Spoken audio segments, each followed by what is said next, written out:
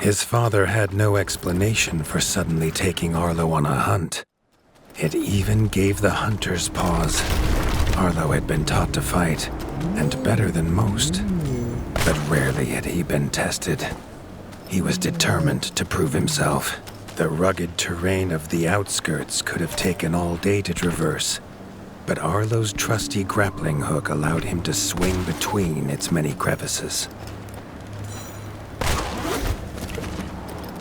Arlo liked the feel of a sharp axe cutting through the vines. The wilds were part of his home, and nothing in them would frighten him. The famous frostberry bushes of the wastes were in full fruit already. Their juice made a healthy tonic, though Lord Eivor preferred them fermented. His father was a sturdy rat, built for strength, not speed. So Arlo found it curious that he challenged him to a race. The prospect of the hunt had filled Lord Eivor with a vigor that his son had not seen in years, or at least since breakfast.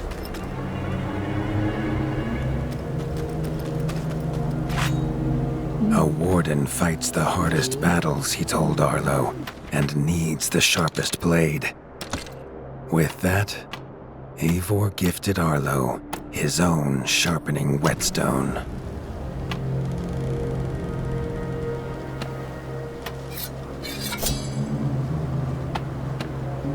Whether these beasts were named for their spines or for some past unforgivable deed, no rat knew.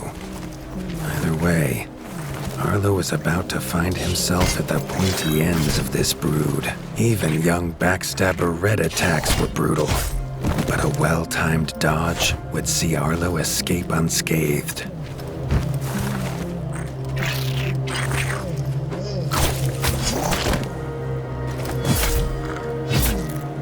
This backstabber lived up to its name with its deadly white attack, but Arlo's shield could block the deadly spikes.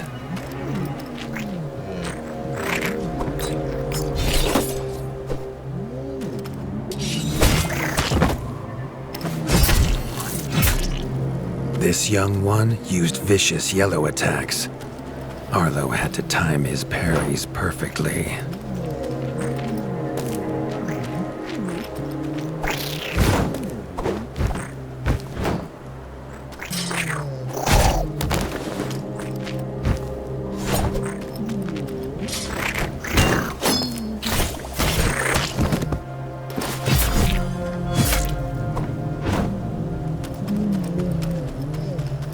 This mother had left her young to fight alone, but the same could not be said of Lord Eivor as he leapt to his son's side.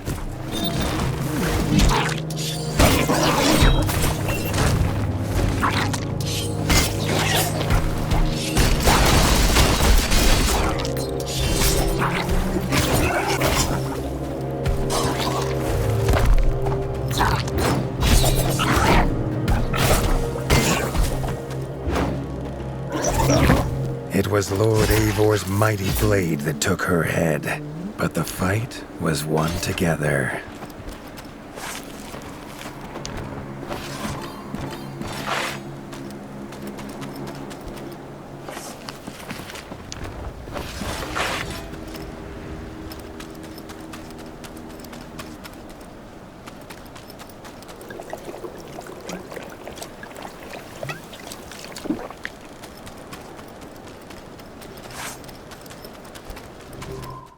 Arlo basked in his father's pride, almost as warm as at the fire inside Winter's Edge.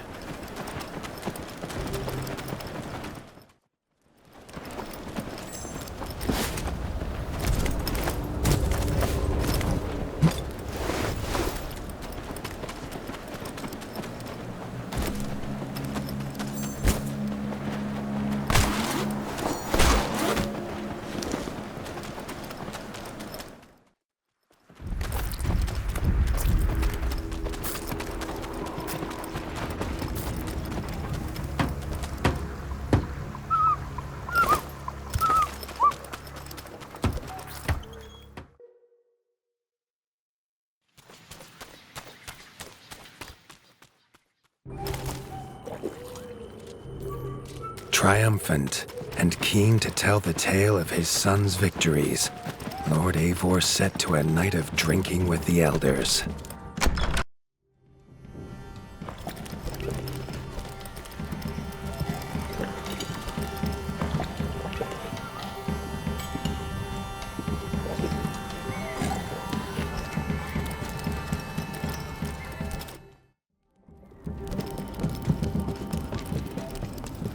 Arlo was reluctant to return to his bed, wondering how long he must wait to hunt again. The booming footsteps that woke him this time were nothing like those of his father.